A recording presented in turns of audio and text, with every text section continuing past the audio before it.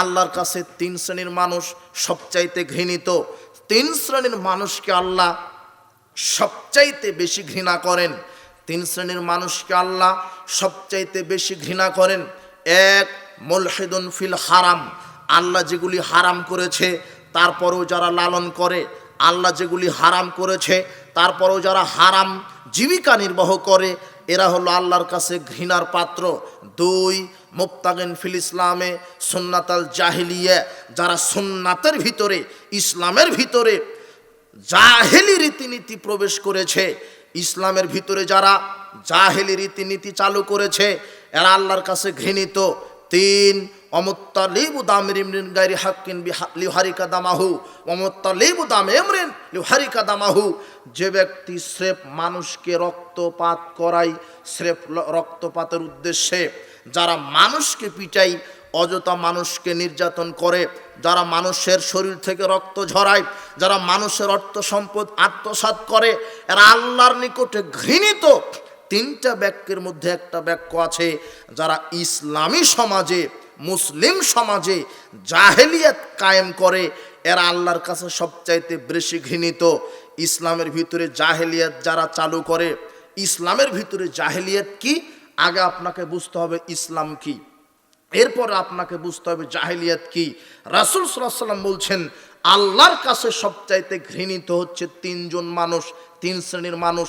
তার মধ্যে এক শ্রেণী আছে যারা মুসলিম সমাজে জাহেলিয়াত কায়েম করে, যারা মুসলিম সমাজে জাহেলি রীতিনীতি নিয়ে আসে, এরা আল্লাহর কাছে সবচাইতে ঘৃণিত মানুষ।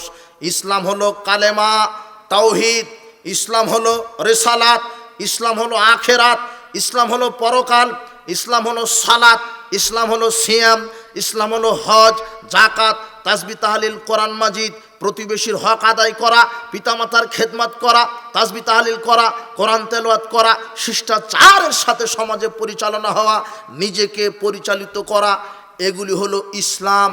জাহেলিয়াত কি?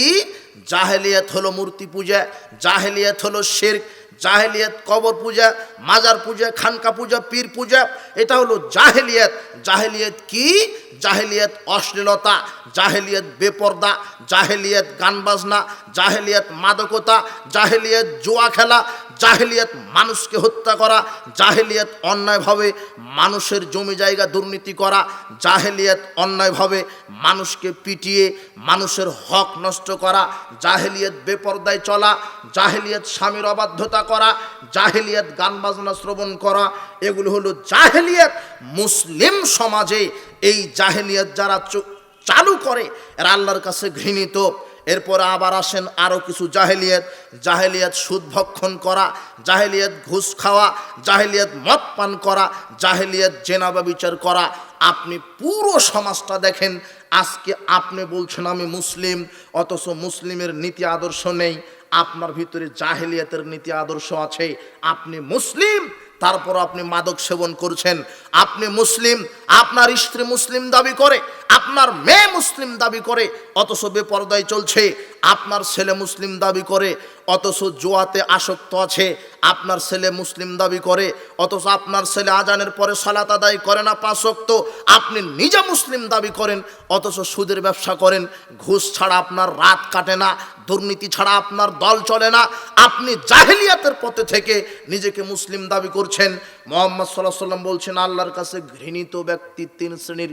তার মধ্যে এক শ্রেণী আছে যারা মুসলিম সমাজে জাহেলিয়াত চালু করে। মুসলিম সমাজে জাহেলিয়াত কি? জেনা, বেপর্দা। আপনার মেয়ে আপনার স্ত্রী বেপর্দায় চলবে, ওরা জাহেল, আপনি জাহেল। আপনি সমাজে গান বাজনা শ্রবণ করান, আপনার ছেলে আপনার মেয়ের বিবাহেতে গান বাজনা ছাড়া আপনার মেয়ের বিবাহ হয় না, আপনি জাহেল। আপনার ছেলেটা রাত দিন ক্যারাম বোর্ডে থাকে, তাসের আড্ডায় থাকে, আপনার জোয়ার আড্ডাতে থাকে। আপনার ছেলেটা আজান হওয়ার পরে মসজিদে যায় না, আপনার মেয়েটা আজানের পরে সালাত আদায় করে না। এরা হলো এক একটা জাহেল। আপনাকে কয়েক মিনিট সিরিয়ালে জাহেলিয়াতের কুপ্রভাব বলতে চাচ্ছি। বলছিলাম সুদ ভক্ষণ করা জাহেলিয়াত। আল্লাহ সুবহানাহু ওয়া তাআলা মুহাম্মদ সাল্লাল্লাহু আলাইহি সাল্লামকে নবী হিসেবে প্রেরণ করেছেন। দীর্ঘ 23 বছর কোরআন এবং হাদিস দিয়ে জীবনের শেষ মুহূর্তে জাতির সামনে বক্তব্য দিয়েছেন। বক্তব্য ইতিহাসে কোট করা আছে। তিনি বিদায় হজের ভাষণে বলছেন, শোনো আইয়ুহান নাস, পৃথিবীর মানব মণ্ডলী, আলা কুল্লু শাইইন মিন আমরিল জাহেলিয়াতি তাহতা কাদামাইয়া মাউদু। আমি মুহাম্মদ সাল্লাল্লাহু আলাইহি সাল্লাম আজকে এই বিদায় হজের ভাষণে ভাষণ দিচ্ছি পৃথিবীর জাতি, মুসলিম জাতি, তোমরা শোনো, পৃথিবীর যত মানব মণ্ডলী শোনো, যত জাতি আছে তোমরা শোনো, আমি মুহাম্মদ সাল্লাল্লাহু আলাইহি সাল্লাম আজকে জাহেলিয়াতকে পায়ের নিচে কবর দিলাম। জাহেলিয়াত যত আছে, জাহেলিয়াত গান বাজনা অশ্লীলতা, জাহেলিয়াত বেহায়াপনা, জাহেলিয়াত নর্তকী নাচানো, জাহেলিয়াত মদ পান করা, জাহেলিয়াত সুদ খাওয়া, জাহেলিয়াত ঘুষ খাওয়া, জাহেলিয়াত দুর্নীতি করা, জাহেলিয়াত বেপরদায় চলা, জাহেলিয়াত ছবি মূর্তিকে প্রতিষ্ঠা করা, ছবি মূর্তিকে সম্মান করা, আমি মুহাম্মদ সাল্লাল্লাহু আলাইহি সাল্লাম জাহেলিয়াতকে কবর দিলাম। বিশেষ করে আমি আমার বাপ দাদার তৈরি করা এই সুদী অর্থনীতিকে কবর দিলাম। আমি মুহাম্মদ সাল্লাল্লাহু আলাইহি সাল্লাম সুদী অর্থনীতিকে কবর দিলাম। আমি মুহাম্মদ সাল্লাল্লাহু আলাইহি সাল্লাম জাহেলিয়াতকে কবর দিলাম। আপনাকে এই ইতিহাস প্রেরণ করে, আপনাকে প্রদান করে, আপনার উপরে নিক্ষেপ করে আমি বলতে চাচ্ছি যে মুহাম্মদ সাল্লাল্লাহু আলাইহি সাল্লাম জাহেলিয়াতকে কবর দিয়েছে। সেই জাহেলিয়াত আপনি মুসলিম সমাজে কায়েম রেখেছেন। আপনার পুরো মুসলিম জাতি আজকে সুদের সাথে জড়িত, মাদকতার সাথে জড়িত, বেপরদার সাথে জড়িত, ছবি মূর্তি পূজায় জড়িত। বলেন এরা ইসলামের ভিতরে আছে না জাহেলিয়াতের মধ্যে আছে? বলেন আপনি, এখানে বলেন আপনি মুসলিম দাবি করেন, অথচ আপনি সুদের সাথে জড়িত। আল্লাহ সুবহানাহু ওয়া তাআলা বলছেন, ইয়া আইয়ুহাল্লাযীনা আমানু লা তাকুলুর রিবা আযআফাম মুযআফাতান। বিশ্বাসীগণ, চক্রবৃদ্ধি হারে তোমরা সুদ ভক্ষণ করো না। ওয়াত্তাকুল্লাহা লাআল্লাকুম তুফলিহুন। তোমরা আল্লাহকে ভয় করো যাতে করে তোমরা সফল হতে পারো। আল্লাহ সুবহানাহু ওয়া তাআলা সুদকে হারাম করেছেন। ইয়ামহাকুল্লাহুর রিবা ওয়া ইউরবিস সাদাকাত। আল্লাহ বলছেন আমি সুদকে হারাম করে দিলাম, সংকুচিত করে দিলাম, ধ্বংস করে দিলাম, আর দানকে বর্ধিত করে দিলাম। আল্লাহ সুবহানাহু ওয়া তাআলা সুদকে হারাম করেছেন। আহাল্লাল্লাহুল বায়া ও হারামার রিবা। আল্লাহ সুবহানাহু ওয়া তাআলা বলছেন আমি বৈধ ব্যবসা যেগুলি সেগুলি তো বৈধই করে দিলাম, আর আমি সুদকে হারাম করে দিলাম। অথচ মুসলিম দাবি করেন, অথচ আপনার অর্থনীতি, আপনার সমাজনীতি, আপনার ব্যবসা নীতি, আপনার জীবিকা নীতি সুদী অর্থনীতি ছাড়া আপনি চলতে পারেন না। বলেন আপনি মুসলিমরা জাহেল। আপনি এখানে আপনি উঠার পূর্বে আপনাকে প্রমাণ করতে হবে আপনি মুসলিম না জাহেল। আপনি সুদের ভিতরে আছেন, সুদী অর্থনীতির ভিতরে আছেন। মুহাম্মদ সাল্লাল্লাহু আলাইহি সাল্লাম সুদকে কবর দিয়েছেন। আল্লাহ সুবহানাহু ওয়া তাআলা সুদকে হারাম করেছেন। জাবের রাদিয়াল্লাহু আনহু বলছেন, লানা রাসূলুল্লাহ সাল্লাল্লাহু আলাইহি ওয়াসাল্লাম আকিলার রিবা ওয়া মুকিলাহু ওয়া কাতাবাহু শাহিদাহে। সুদ যে খায়, সুদ যে গ্রহণ, সুদ যে প্রদান করে, সুদ যে গ্রহণ করে, সুদের যে লেখক, সুদের যে সাক্ষী, এরা হলো সমান অপরাধী। এরা হলো সমান অপরাধী। সুদ খায়কে আমি দিলাম আপনাকে 10,000 টাকা এক মাসের জন্য, এক মাস পর আমাকে দিতে হবে 12,000 টাকা। ওই যে 2,000 টাকাটা আমি সুদ খেলাম, আর আপনি যে 10,000 নিয়ে আমাকে 12,000 দিলেন, আপনি সুদ প্রদান করলেন। আর 10,000-এর মধ্যে যে ব্যক্তি খাতায় লিখেছিল ও হলো লেখক, আর যে ব্যক্তি জামিনদার সাক্ষ্য বলেছিল যে আমি সাক্ষী থাকলাম, এ যদি টাকা না দেয় তা আমি দিব হলো সাক্ষ্য। এরা হলো সমান অপরাধী। কথা মনে হয় বোঝা যায়নি? আপনার ছেলেটা ব্যাংকে চাকরি করছে, সুদী ব্যাংকে চাকরি করছে, ও হলো লেখক, ও হলো জামিনদার থাকে, ও হলো লেখক, ও হলো সাক্ষী, ও হলো লেখক, ও হলো সুদী অর্থনীতিকে সহযোগিতা করছে। সুদী ব্যাংকে চাকরি করা হারাম, সুদের লেনদেন হারাম। সুদ যে খায়, সুদ যে প্রদান করে, সুদের যে লেখক, সুদের যে সাক্ষ্যদাতা, এরা হলো সবাই সমান পাপী। ওয়াকালাহুম সাওয়াউন। এরা হলো সবাই সমান অপরাধী। অপরাধ কি? এবার অপরাধ কি? সুদ খেলে তার অপরাধ কি? সুদ হলো জাহিলিয়াত। বলেন সুদের অপরাধ কি? আব্দুল্লাহ বিন হানজালা রাদিয়াল্লাহু আনহু বলছেন, রাসূল সাল্লাল্লাহু আলাইহি ওয়াসাল্লাম বলেছেন, দিরহামু রিবা ইয়াকুলু রাজুলু আলা মা সাদ্দু মিন সিত্তাতি সালাসিনা জিনিয়াতান। কোন পুরুষ যদি জেনে শুনে 1 টাকা সুদের সাথে জড়িত থাকে, তাহলে সে যেন 36 বারেরও বেশি জেনার চাইতে অপরাধী। 1 টাকা সুদের সাথে জড়িত থাকলে কতবার জেনা করার চেয়ে বেশি অপরাধী? 36 বার। জেনা বুঝেন কিনা? নারীর সাথে অবৈধ সম্পর্ক। নারীর সাথে অবৈধ সম্পর্ককে কি বলে? জেনা। তো কোন নারী? মুহাম্মদ সাল্লাল্লাহু আলাইহি ওয়াসাল্লাম এটাও বলে দিয়েছেন। আবু হুরায়রা রাদিয়াল্লাহু আনহু বলেন, রাসূল সাল্লাল্লাহু আলাইহি ওয়াসাল্লাম বলেছেন, আর রিবা ও সাবনা জুজান, সুদের পাপের 70টি স্তর আছে। সুদের সাথে যে জড়িত আছে তার 70 রকমের পাপ হয়। আইসারুহা আয়ান কারাজুল উম্মাহু, সবচাইতে ছোট পাপ হলো নিজের মায়ের সাথে জেনা করা। তার মানে নিজের মায়ের সাথে 36 বার জেনা করলে যেই পাপ হবে, 1 টাকা সুদের সাক্ষী দিলে তার চাইতে বেশি পাপ হবে। 1 টাকা সুদের সাথে জড়িত থাকলে তার চাইতে বেশি পাপ হবে। আপনার এই মহাদেবপুর এলাকায় মনে হয় সুদের কারবার নাই, তাই তো বুঝতে পারছেন না বক্তব্য। এদিকের মানুষ খুব ভালো, জাকাত ভিত্তিক অর্থনীতি কায়েম করে, এই সুদ বুঝেই না, তাই তো বুঝতে পারছেন না। আপনি দেখেন, 1 টাকা সুদের সাথে জড়িত থাকলে, নিজের মায়ের সাথে 36 বার জেনা করলে যেই পাপ হয়, 1 টাকা সুদের সাথে জড়িত থাকলে তার চাইতে বেশি পাপ হয়। বলেন ও মুসলিম না জাহেল, ও মুসলিম না জাহেল, ইসলামও বুঝেনি, ও জাহেলিয়ত চর্চা করছে। বলছিলাম জাহেলিয়ত সুদ, এরপর আপনাকে বলছি জাহেলিয়ত মাদকতা, জাহেলিয়ত মদ পান করা। পুরো মুসলিম সমাজকে এই মাদকতার আগ্রাসনে একেবারে অক্টোপাসের মতো এদেরকে গিলে ফেলেছে। এমন কোনো অভিভাবক নাই, এমন কোনো ছেলে নাই, এমন কোনো ব্যবসায়িক নাই, এমন কোনো জাতি নাই যে এই মাদকতার সাথে জড়িত নাই। কম আর বেশি এখানে কম নয়, অধিকাংশই মদ পানকারী, অধিকাংশই মদখুর।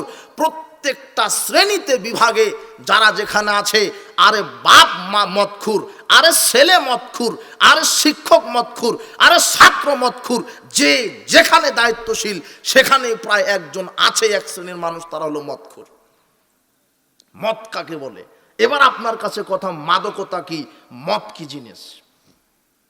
আল্লাহ সুবহানাহু ওয়া তাআলা বলছেন, ইয়া আইয়ুহাল্লাযিনা আমানু ইন্নামাল খামরু, হে বিশ্বাসীগণ, আমি মদকে হারাম করে দিলাম। আল্লাহ সুবহানাহু ওয়া তাআলা কোরআন মাজিদে, হাদিসে মদের নির্ধারিত নাম নেননি। যদি নির্ধারিত নাম নিতেন যে এটা এটা মদ, এভাবে যদি আল্লাহ 30টা মদ 40টা মদের নাম নিতেন, তো শয়তান তো কিয়ামতের পূর্ব পর্যন্ত আরো 30টা তৈরি করতো না। এই জন্য আল্লাহ নির্ধারিত নাম নেননি, শুধু বলেছেন আমি আল্লাহ মদকে হারাম করলাম। তো মদ কি? আমি আল্লাহ মদ হারাম করলাম, তো মদ কাকে বলে?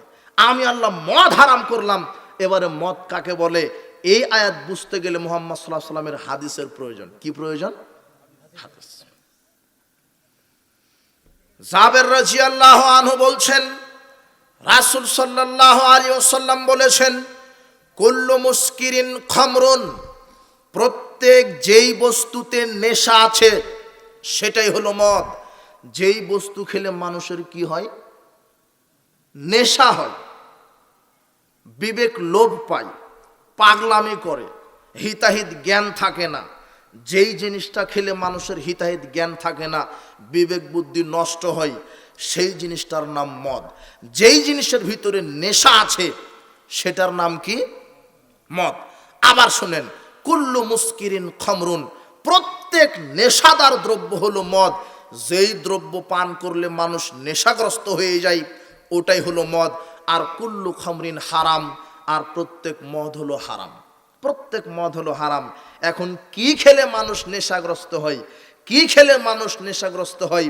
আমি বলছি যে বিড়ি খেলে মানুষ নেশাগ্রস্ত হয়, সিগারেট খেলে নেশাগ্রস্ত হয়, তামাক খেলে নেশাগ্রস্ত হয়, জর্দা খেলে নেশাগ্রস্ত হয়, ইয়াবা খেলে নেশাগ্রস্ত হয়, আপনার ফেন্সিডিল খেলে নেশাগ্রস্ত হয়।